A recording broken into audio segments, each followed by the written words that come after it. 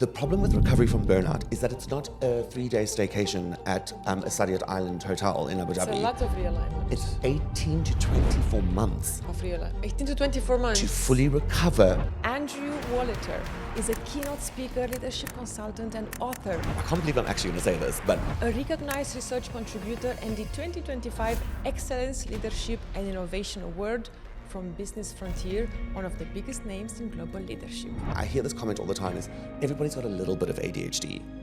Incorrect. Okay, let's throw that out of the window. That is so incorrect. Burnout doesn't just happen. Burnout is insidious. So it will start off with I didn't get a good night's sleep last night. And then all of a sudden, one night becomes 2 nights. And 2 nights becomes like a week of not sleeping properly. And then that becomes the norm. You cannot self-diagnose ADHD. Please don't do it. Please don't listen to the TikTok and Instagram Google people. Don't ChatGPT. Don't Google it. Don't Please. WebMD it. You cannot self-diagnose ADHD. This has gotten deep really quickly in like the first minute of the podcast.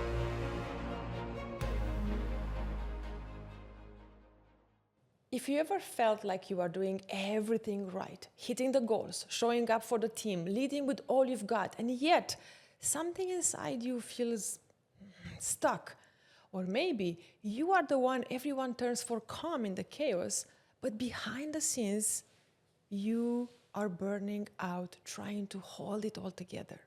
This episode is for you.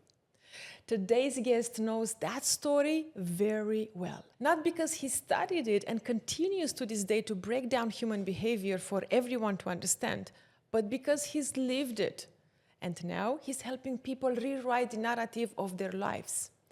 Andrew Wolhuter is a keynote speaker, leadership consultant, and author, a recognized research contributor, and the 2025 Excellence, Leadership, and Innovation Award from Business Frontier, one of the biggest names in global leadership. This conversation is about waking up and unmuting, about tuning back into what matters before the ease and the fluff of comfort and the killer of all, hope, keeps you stuck. It's about recognizing the difference between performance and purpose and realizing you already have everything you need to begin again. So let's begin, Andrew. Who approved that? That's an essay. I had to put all your accolades in one place and tell people how amazing and gifted and wise you are. Thank you. Thank you very much. It's an absolute pleasure to be here. I know it's a really electric. special It's moment. electric. I know. It's electric. Let's make the most Yes. of every millisecond. Perfect. First question to Yes. you and to all my amazing guests on Unmuted, Andreea. When did you unmute yourself? I made a couple of decisions to move forward and unmute myself, not consciously, many, many years ago, and I've done it multiple times. And every single time I've done it has led me up to this point, because every time I've done it and I've unmuted myself and I've stood up for myself, or I've said no, or I've maintained a boundary, what has happened in that moment is I've expanded. And as I expand and take up more space, what tends to happen is I have more space to fall back into. That is my own space, if that almost makes sense. It makes a lot of sense. Perfect. So the unmuting, the big unmuting that got me here sitting on the couch, and we'll talk about the whole rebrand and things like that later, but what got me here onto the couch was probably the last biggest pivotal moment of my life, and that was when I moved from corporate to consulting, which is what I currently do. And when I did that, what led to that moment was me choosing, or me having to make a decision at a crossroads of, right, do I stay true to what everybody expects me to be and chase the titles, chase the VP, chase all of those titles, or do I now make a decision and speak up for my purpose and what it is I really want to do and what it is that I really that I can really contribute effectively to the world, right? So that happened in 2023, and there's been a little unmutings here and there. And I think, like, when we talk about unmuting and when we talk about actually taking charge and moving with intention, I think what's really important to note is you're going to do little things here and there as well. There's going to be big unmutings and there's going to be small unmutings. The fact is they're all unmutings. Micro. Exactly, right? Exactly. So yeah, that was probably the first time I unmuted myself. What was the most important one from the micro and the macro? The micro and the macro, what was the most important one? The first that comes to mind. The first that comes to mind is when I stood up for myself. I stood up for myself in a professional environment where I would normally, I'm a recovering people pleaser. So Same here. oh my goodness. Same And here, I say same recovering because it's a lifelong process of recovering from people pleasing. Unlearning that. Oh my God. It's not even that you can unlearn it because it is so ingrained. And if you think about how long you've been people pleasing, look at me going on a tangent. If you think about how long you've been people pleasing, that's going to take a while. That's like cement. That's like digging up a house, like a mansion, right? So I just say I'm recovering because every time I say recovering, I just feel like I'm getting better at recovery, but you never fully recover because you never reach a final version of yourself. But So where is the parallel between being a people pleaser and being a kind person? You have been always the kindest, most compassionate, attentive person. Thank you. Maybe there is a blurred line between your nature. Yeah, you deserve this compliment because we know each other. No. I'm gonna drop something now that might. I can't believe I'm actually going to say this, but so through my research in leadership and things like that, people pleasers, to a certain extent, that kindness can be used as manipulation, not intentionally. I'm not saying that there's always ill intent, but that kindness can actually be a form of manipulation because if I'm kind and I'm sweet, you have to be kind and sweet to me. You have to be kind and sweet to me. The reciprocity. Correct. But it is used, and I'm not saying that that's what we all do, that's what every people pleaser does. I certainly was not. I was just trying to create an environment that I felt safe in. That's why we people please, right? Yeah. We try and predict people's behavior in order to stay ahead of the curve, if you want to call it that, in people's behavior. And that being said with people pleasing, I'm always just going to be recovering. Because we never reach a full final version of ourselves, and we've just got to find peace in that. But the biggest moment for me was, to get back to what you were asking, was in 2020. Maybe I shouldn't say the year, but there was an issue that came up in a professional work context, and for the first time in my life, I stood up for myself. I wasn't rude. I wasn't rude. I wasn't inappropriate or anything. What the action that sort of spurred on me defending myself or me standing up for myself was very disrespectful. And I handled it with grace. I handled it with every bit of, or every ounce of class that I have. And I stood up for myself. And that will probably stay as one of the biggest. There have been more moments, but not quite as substantial as that moment in 2020, that year. And can you feel how that expansion is allowing you now to Absolutely. be a better consultant in the work that you do, to create a framework that you are? 100%. Because you have this space of, so you are defending or expanding your value, your sense of self. It's a bit easier to put boundaries, right? Absolutely. This has gotten deep really quickly in like the first minute of the podcast. I feel like we don't want to waste we don't want to waste any time, right? Any time. So I think that for me, I think people benchmark the unmuting and people benchmark standing up for yourself or pivotal moments in their life as something that has to be huge. It doesn't have to be huge. A pivotal moment could be you finally cleaning that one cupboard that you've said you would clean for the last 3 months now. It's going to take you 15 minutes, but you've put it off for 3 months, right? That could be a pivotal moment because then you're telling yourself that I'm actually capable, subliminally, right? And I think the biggest takeaway for when it comes to the unmuting yourself, when it comes to standing up for yourself or just standing within your boundaries and the limitations that the limitations that you've set for other people, parameters, right? What you are telling yourself in that moment is that I respect you. And there was something that was written in a book that changed my life. Nice twist, I respect you. When I read this book, and I heard Mel Robbins say it as well. She drills down on it quite often. And it was first said by I first read it in Dr. Jordan Peterson's book, 12 Rules for Life.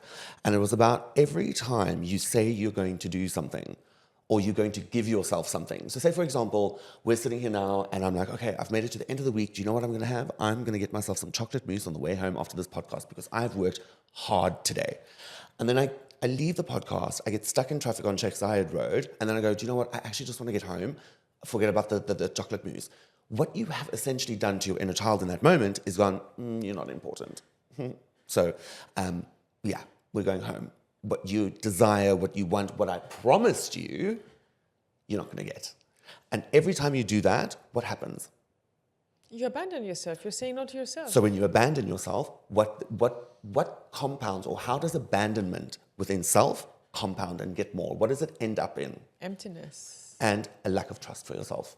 You don't trust yourself. You don't trust yourself to do anything. You're not keeping the And then you promises. expect for the people that want to set goals and people that want to move and people that want to get excited about life, they start something, but they know deep down inside that they've given up on so many other things previously. I hear the human behavior Oh my word. passionate researcher. Even my body language is changing. I'm just like, let's talk about human behavior. The most important thing right now to me is that you, among many other incredible leaders from different industries, are championing. And you are championing at saying, this is who I am, how I am, this is how I bring value in the world. For you to stand tall and say, yes, I'm neurodivergent, yes, I have ADHD, and I bring massive value, and I'm over-delivering, and that's why all the achievements and the awareness of the market. What was the journey of you proudly saying, I am like this? Because there is a lot of stigma associated with it. There is plenty. Just make sure that we set the timers on these cameras for about 4 hours, because that's how long I'm going to talk about this for. Okay, so I don't want to be that cliche person and say, I've always known that there's something different. I'm not that, okay? I've known that I've struggled with certain things. I've just always thought it was, yeah, some people are good at things, some people are not good at things. But it turns out your brain develops differently, right? When you have ADHD, your brain develops completely differently in terms of, is it viscosity or is it size? In terms of size, your brain does not fully develop like somebody of a neurotypical, right? So there is an actual physical disability within your brain when it comes to ADHD. And a lot of the times what people forget is that when we see somebody with a broken arm, we go, oh, your arm's broken. We don't ask them, well, can't you, is there nothing that you can do to fix it sooner? Everybody has a broken arm from now and then, you know? Do you know what I'm saying? Because everybody goes, and this is probably one of the first myths. I'm going to be doing a bit of myth busting. Let's go. And I'm going to be doing a bit of reinforcement. So the first thing that I want to sort of get out of the way is, I hear this comment all the time, is everybody's got a little bit of ADHD. Incorrect. Okay, let's throw that out of the window. That is so incorrect. I can't even begin to, I don't have enough to talk about that. But the most important part when it comes to ADHD and being your own champion for it, I think that's where I want to set the tone for how I'm answering this, is that you have to become your own champion for it, because everybody is going to display ADHD in different ways. Just to give you a prime example, ADHD in women is displayed differently because they don't display the physical attributes of hyperactivity, whereas in a man, we display the hyperactivity physically. The hyperactivity for a female who has ADHD is here. It's the mind that never stops, but on an entirely new level, right? So the reason why I've become such a champion for myself is when you asked me the question, you said something about, you know, how you push yourself and how you've continued to, you know, go for these accolades and things like that. It's a form of masking, right? Because if I'm able to, as somebody with ADHD, if I'm able to bring your attention over here, right, of the accolade, then your attention's not going to be on my Excel spreadsheet. That's absolutely horrific. You're going to forgive me on... Correct. XYZ. So I'm going to try and I'm going to go for gold on the areas that I know I'm going to excel in. To compensate. To compensate, right? And where that then came to my detriment was I climbed the corporate ladder relatively quickly for somebody my age. I boil that down to, hard work, absolutely, but as my very, fellow South African Charlize Theron says, right place, right time. And those right places and right times were networking, and that's how I got to where I was. But by the age of 34, I was the head of a function, the head of learning and development for a company that has over 10,000 employees. Yes. I had a team, I think it was at one stage it was 35 people. It was quite a role, but it was the title that I wanted, and it was one more promotion away from vice president of learning and development, which I thought is what I wanted when I moved into learning and development. So I thought, oh my word, this is amazing. Good title must equal happiness, must equal success. right? Because that's how I've been conditioned. Bless my parents, love them, but that's what they equated happiness and success to, is a job title, right? So this is what I know. And the culture around. Absolutely, Not 100%. Not only the parents. So I went for it and I went for it and I went for it, and that's when things hit the... That's when the volcano erupted. Let's call it that, right? I was in a role. Now, there was nothing wrong with the role. There was nothing wrong with the company. The role was effective for what the outcome was for the role. Okay. But I realized very quickly into this role that I am not the person for that role. There's somebody better than me, because I was, and I call this amplifications. Or I don't call it. It's a psychometric tool that I use that calls it an amplification. If you do something that you are not naturally good at, but you have to do it frequently in your everyday life, you are amplifying something that you're not very good at. Say it again. Okay, so I love it. we behave differently in different contexts, right? So if you think about it and boil it down, there's one psychometric tool that I work with that boils it down to 3 personas, right? One is when you're all alone, nobody's judging you, authentic. One is when you're presenting to the world. You and I are now presenting to the world personas right now. And then you have a persona where you're stressed. Now, if you think about it, if you are not so good at something authentically, but when you're out in the outside world, you have to present that you are, how much energy does that consume, right? So what that is doing effectively, now don't get me wrong, an amplification here and there is very welcomed because it builds connection when you adapt your behavior to suit an environment, right? But if you are amplifying, or if you are doing, I hate using the saying, but it's going to land the best. When you are trying to be something that you're not, right? And it's all of your day, every day, guess where you're going? Guess where you're heading to? Stress levels, burnout. Oh, you see, this is one thing that I wanted to mention about burnout as well, and I'm so glad that you brought it up here now, is burnout is insidious. You brought it up, you set it up, because you are an amazing communicator, and I love talking to you. But let's continue. Just watch what he's doing, okay? Watch and apply in your own podcast. So with burnout, guilty. With burnout, I think what people don't understand is burnout doesn't just happen. Burnout is insidious. So it will start off with, I didn't get a good night's sleep last night. Must be that project I'm working on. And then all of a sudden, one night becomes 2 nights. And 2 nights becomes like a week of not sleeping properly. And then that becomes the norm of not sleeping effectively, right? And you're just like, it must be because stress and things are getting more. And then you continue with the fulfilling the self-fulfilling prophecy of, I must be really stressed at work, therefore I'm not sleeping. So you just continue filling that vicious cycle. Then all of a sudden you start getting snappy at the people around you, right? The closest people to you. So relationships start to break down, right? And then all of a sudden, because you're tired, because you're snappy, because you're feeling a little bit alone, because the people around you aren't around you, then you start giving up on other areas of your life. So you're not gymming anymore, you're not eating right, and then all of a sudden, a couple of months or a couple of weeks later, where do you end up? In hospital. Now, the problem with burnout, and I get to work with management consultants who have one of the biggest rates of burnout in any industry, right? The problem with recovery from burnout is that it's not a 3-day staycation at a Saadiyat Island hotel in Abu Dhabi. It's a lot of realignment. It's 18 to 24 months. Of realignment. 18 to 24 months. To fully recover from burnout. For the nervous system, body, to muscles, reset. gut. Speak to any management consultant. Wow. Any management consultant that has witnessed one of their colleagues or they themselves have burnt out, they are down for 2 years. Forget it.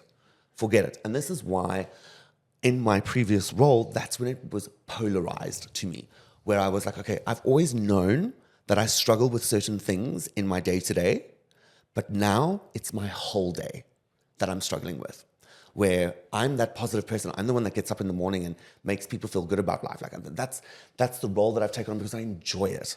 I love it. I love making people feel good about themselves.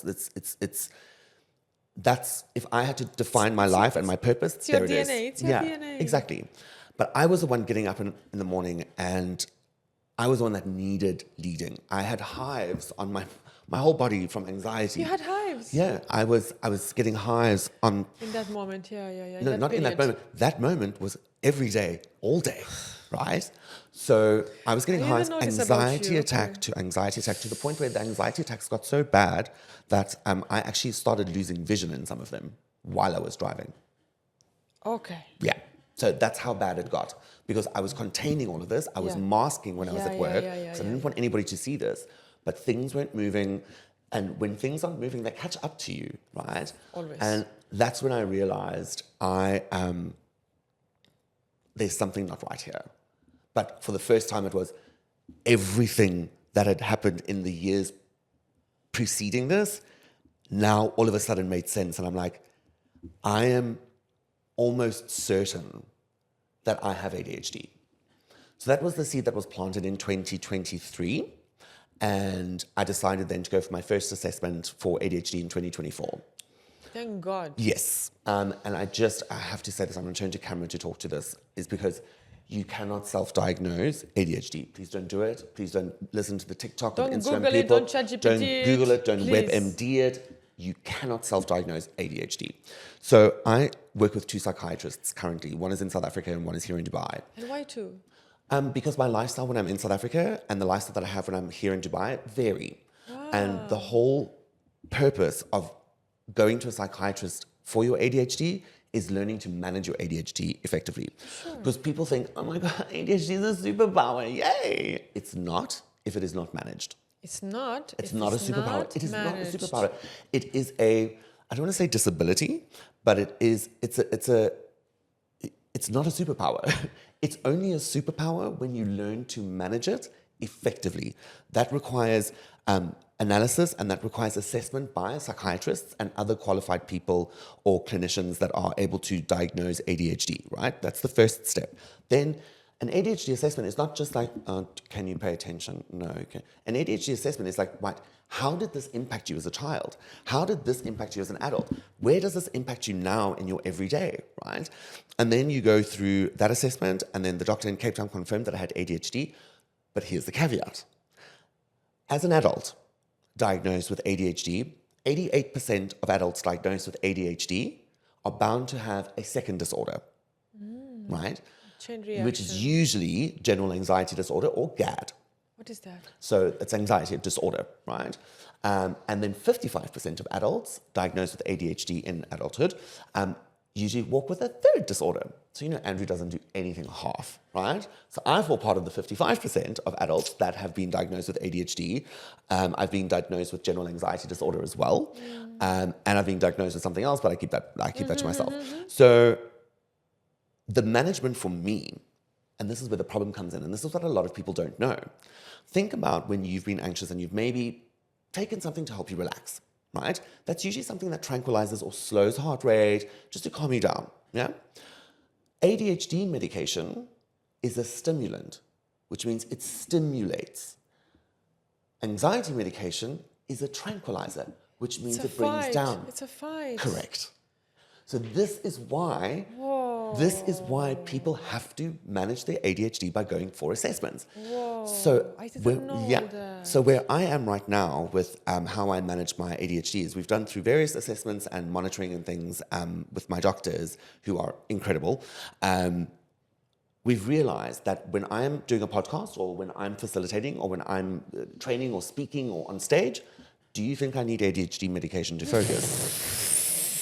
Because right now I'm hyper-focused on you. So you're managing your chemistry according to your goals and environment. Environment. Not necessarily goals. Environment would probably be the better descriptor. So right now, I don't have to take ADHD medication today because I'm so hyper-focused on you and this room, nothing else matters. And when I'm in a training room or I'm on stage, the world outside no longer exists to me. I'm hyper-focused. My levels of dopamine are optimum. I am functioning like a neurotypical. It's when I'm sitting in front of a computer doing the drudgery or doing the admin or doing sometimes even things that I would normally find creative. If I do too much of it, then all of a sudden I'm distracted. Then I am... And that's what many people say, everybody has a bit of ADHD. Correct. Because we get easily distracted. So it's absolutely incorrect to say everyone has a bit of ADHD. It's absolutely incorrect to say just because they've got distracted. Because it's the same thing, and I'm just gonna keep throwing these beautiful little not mic drops, but these little beautiful little gems. Is when I hear people go, "Oh my God, he's such a narcissist." Right? You can't call somebody a narcissist because you can't diagnose narcissism. Do you know that there are 14 traits that you have to be diagnosed with in order to be diagnosed as a narcissist? 14 traits, and of which you have to display, I think it's at least 11. Until you Are earn diagnosed. your Correct, narcissist right? label. So, and it's the same with ADHD. It's not just about being distracted, right? That's very surface level. Correct, yes, it's very surface level. I mean, to give you an example, like when I don't have, and again, there are varying levels of ADHD medication. So just to sort of come back to where we were talking about how I'm managing, is obviously when I'm doing everything that I love, I don't require it. So the doctor said through questioning, through assessment, that my anxiety actually affects my life more. How does it affect my life? To give you an example, I have, when something doesn't go according to plan, this is previously explained how I'm managing it now, but when something doesn't go according to plan or didn't go according to plan in my life, what would happen was I would spiral. You wouldn't see it happen. It would happen here. And I would spiral to the point of I would not be able to move. Everything has to stop, right? Now, the problem with when everything stops is the world still goes on. Yeah, you were in freeze mode. Correct, because that's how I handle stress. So when I spiral, I don't just spiral in that moment. I then invite all of my friends over. Like, oh, Andrew, you ruined it. That's the version of Andrew that I invite in. And then I invite the version of Andrew that you did this to yourself. Then I invite the version of Andrew that, oh my word, how could you let this happen? All of those voices come in, the self-loathing, and they're in this tornado in my head. And I'm just going, I can't move, right? I absolutely cannot move. And it would be for the most simple things, right? That I would spiral for. But then that makes more sense with the ADHD, because with ADHD, we have rejection sensitivity dysphoria. So I have a heightened sensitivity to rejection than most neurotypicals, which on the other hand makes me a great facilitator or speaker because I can read micro expressions a lot faster than what a neurotypical can. Because when I can see people getting distracted or bored or whatever, then I can change tone, pace, hold them in the room, right? I recognize that a lot faster than what a neurotypical does. So that's a little bit of a superpower there. But because we have that, the moment I sense rejection in somebody's micro expression, I spiral, right? So the anxiety affected my life a lot more. So the doctor said, let's work with that first. And I was like, okay, so I bet now you can observe it. You can zoom out. Let me tell you where I am right now. Your listeners are going to have different views on medication and things like that, but my view right now is the medication that I'm currently on for my anxiety has changed my life, okay? It has space, stimulus, response, Viktor Frankl, stimulus, response, space. My space was that big on a good day, right? I would react to a stimulus within minus 4 seconds, right? Now, all of a sudden, I see something, like say for instance, a black podcast mic would normally make me spiral.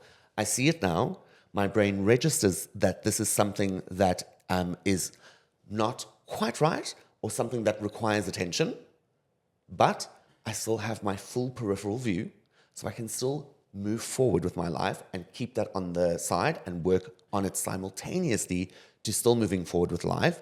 And I have space to choose how I react now. And this is what this has done for me.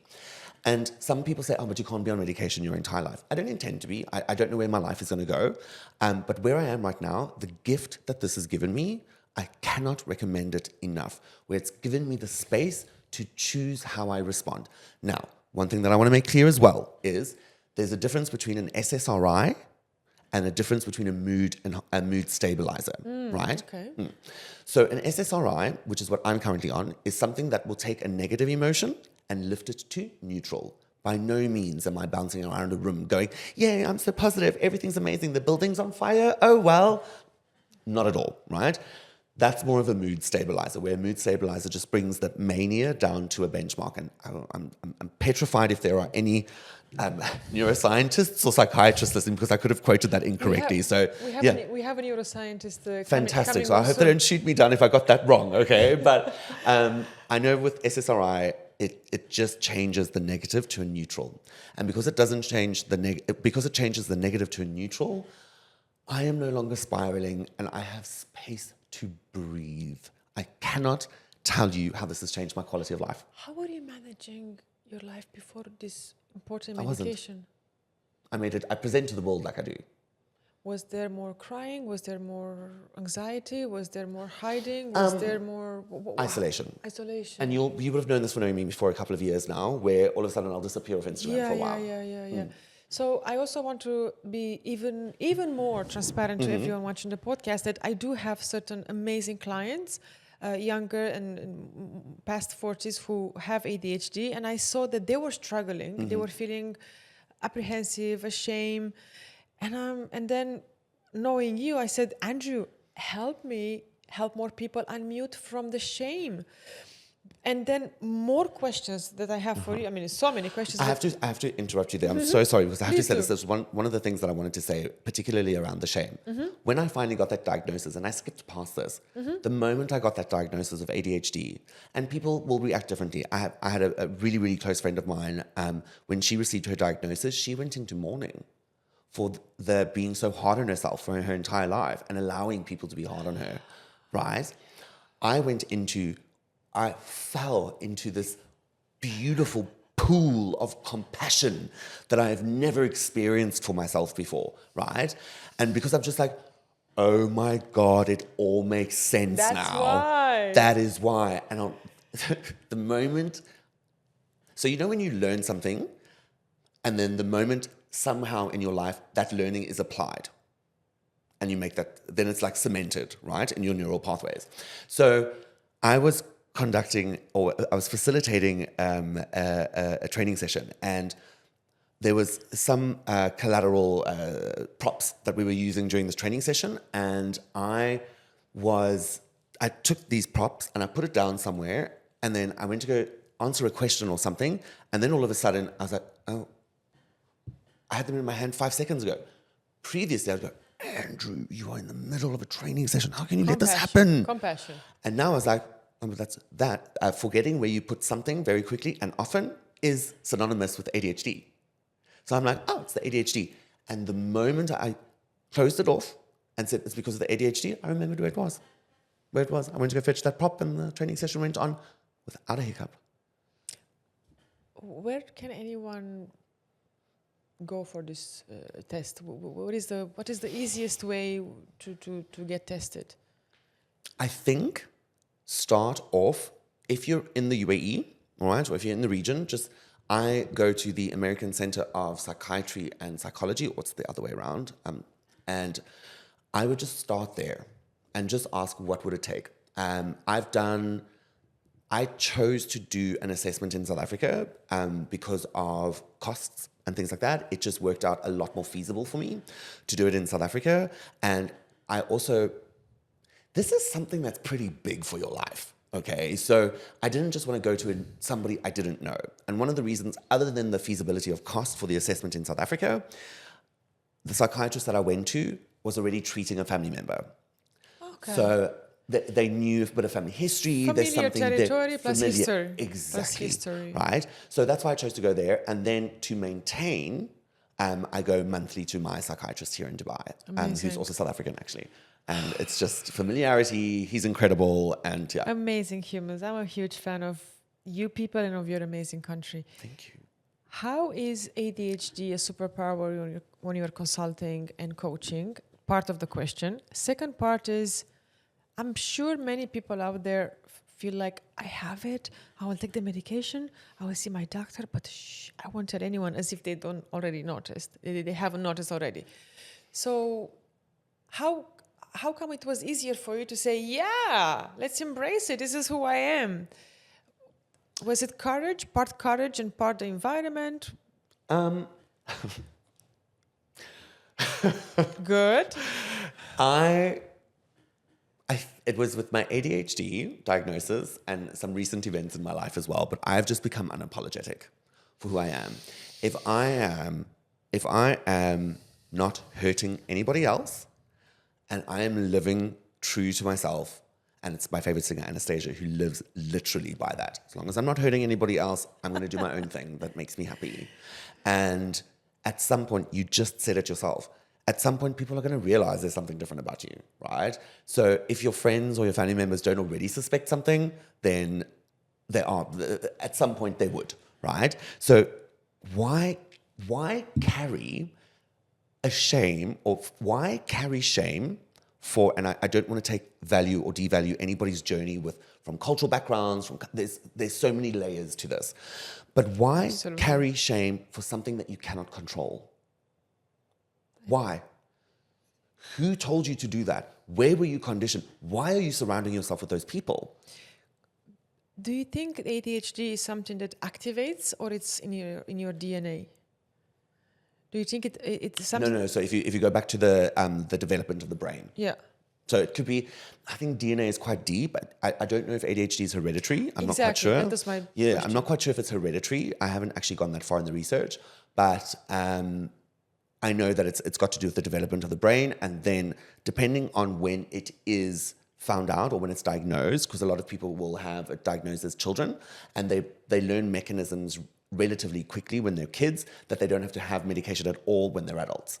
Whereas somebody who has been operating in a particular way, we said this at the beginning of the session, when we are operating in a particular way, I mean, when I got diagnosed with ADHD, I was 36, right? And at 36, the way I behave is kind of set in stone.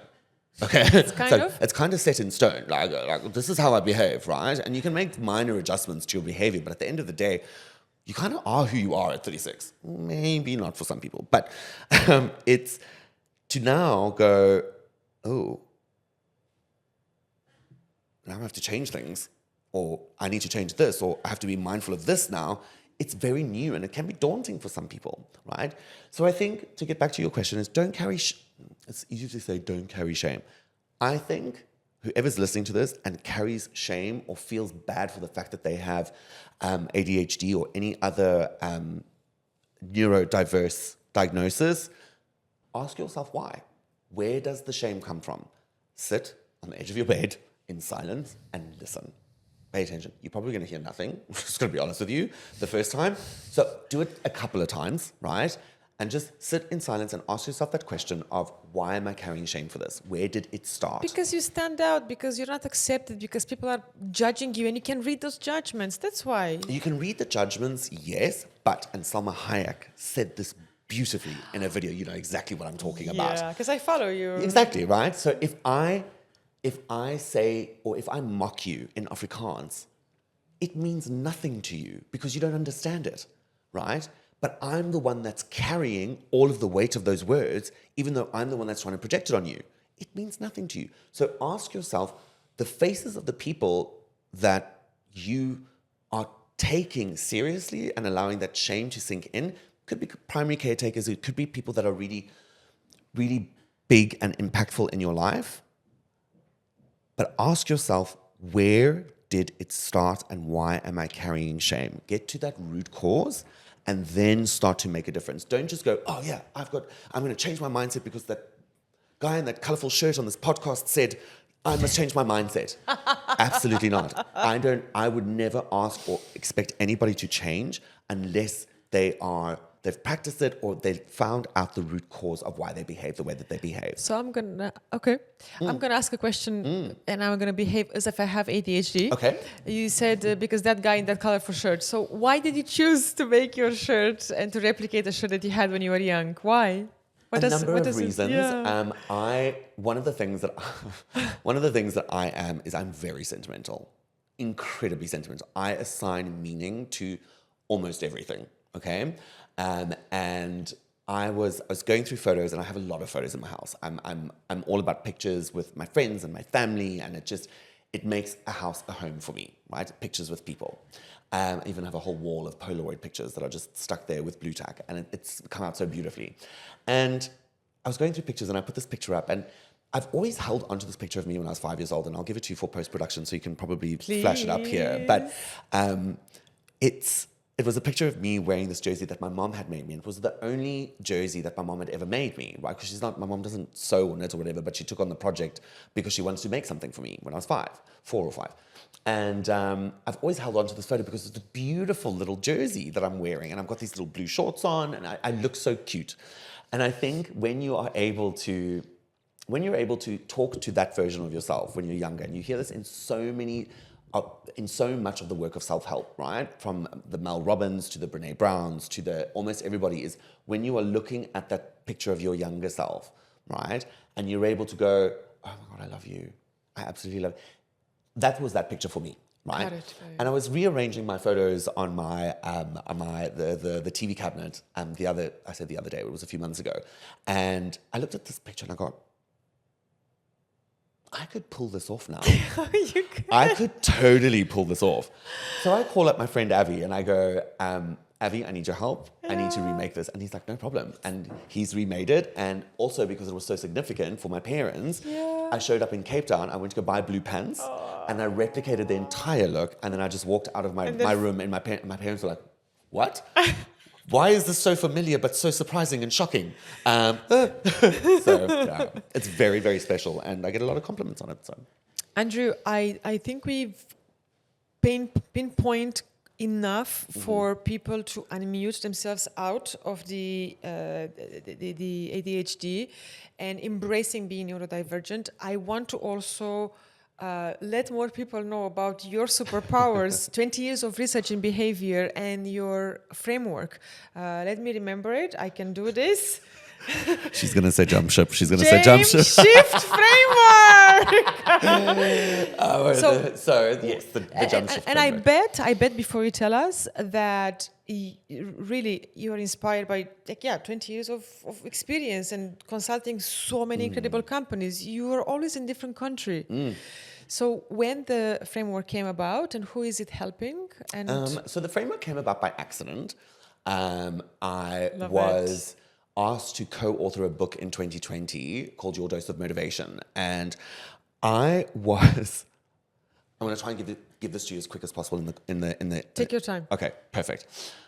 I wrote my chapter for this book and I called the chapter Get Off the Ground. And the reason why I did was when you jump, right?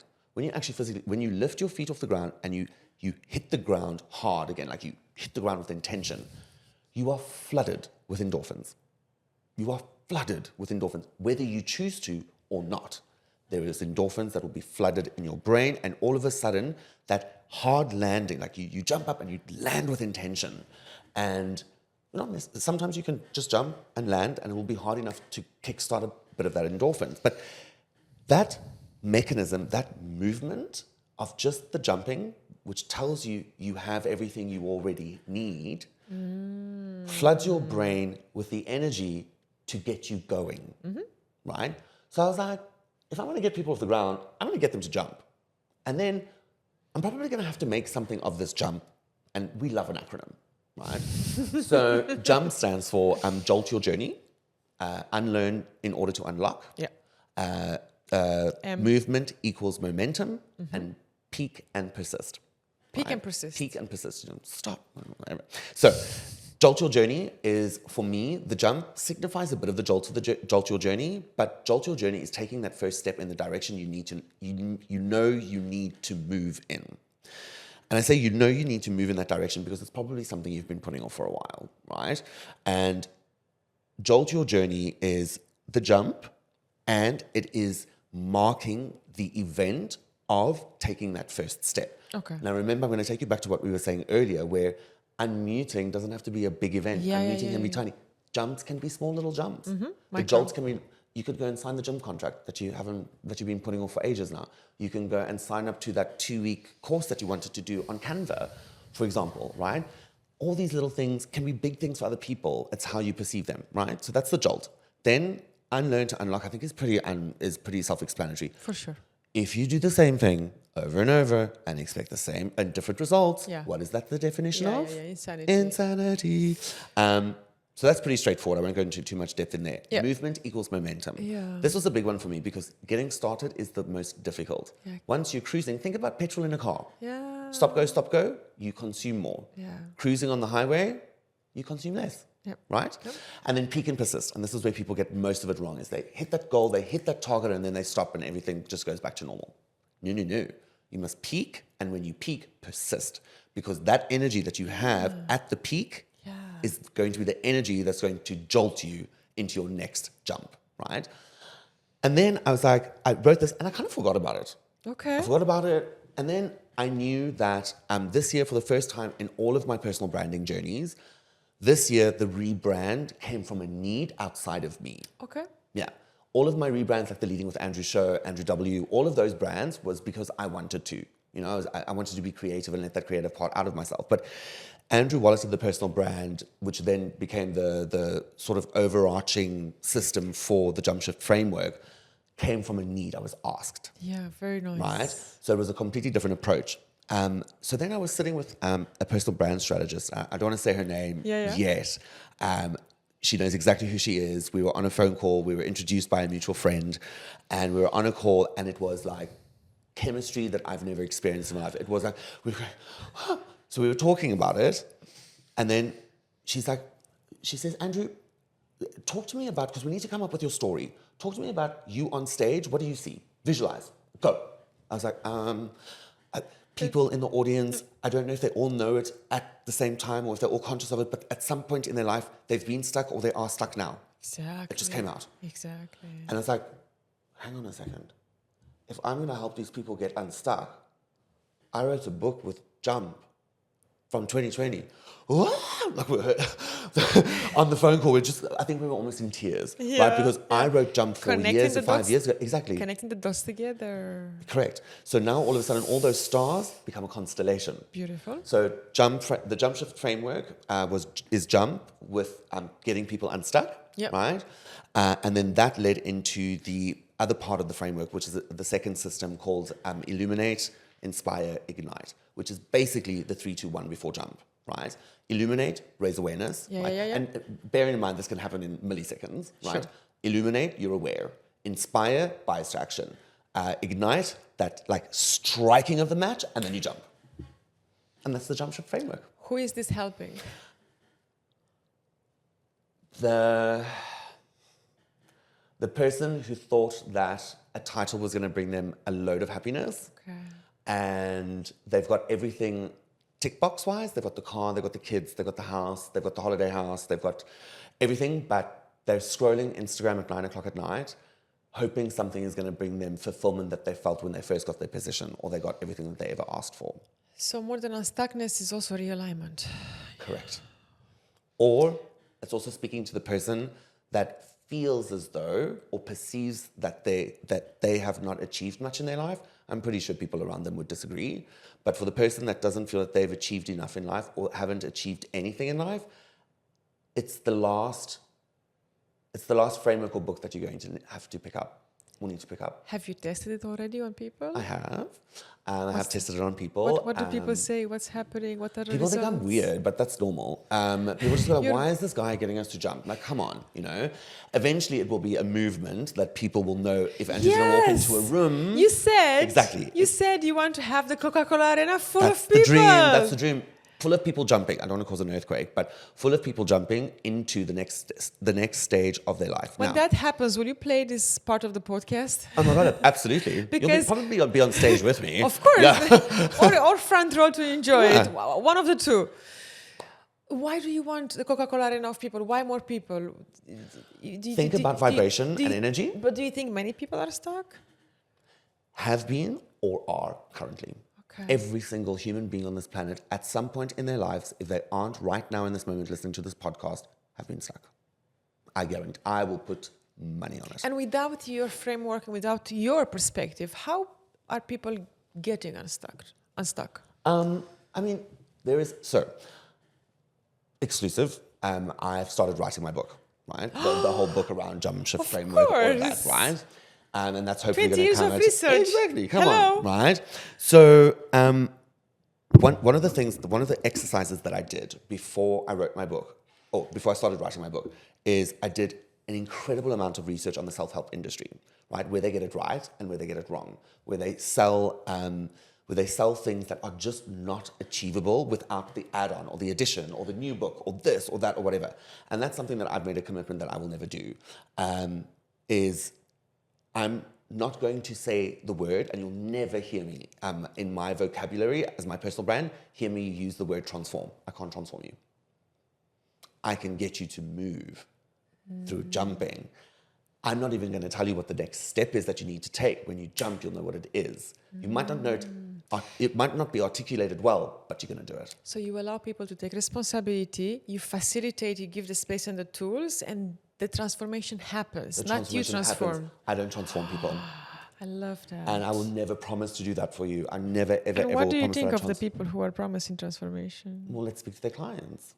So- Probably people that have moved on to another speaker or that have moved on to... My question is, what do you think of people who are promising to their clients transformation? Yeah. Use that mic. Say it. Say it. No, look, do you know what? If it works and your clients feel transformed and they can attest to that, go for it. Okay. If it works for you, it works for you. I know I can't transform people. I know this because with ADHD, I can start things. I'm an igniter. I can get a group of people together that I've never met in their entire lives, and I can get them to move towards something. That is my strength. I've been able to do that religiously from my flying career to my corporate career. I can do that well. Then I set you up with the toolkit that you need. That is everything that you need along the journey. And then you've got to take the accountability for your own life and move through the transformation on your own. If you need me, I'll be there. I'll be like, yes, You're go true for it. to yourself. You're saying you're an igniter. I have the tools. Okay. Do you plan to do more keynotes on 100%. So I've got the pioneering and Absolutely. speaking about the framework, but also about being a champion of someone who carries gracefully ADHD? Absolutely.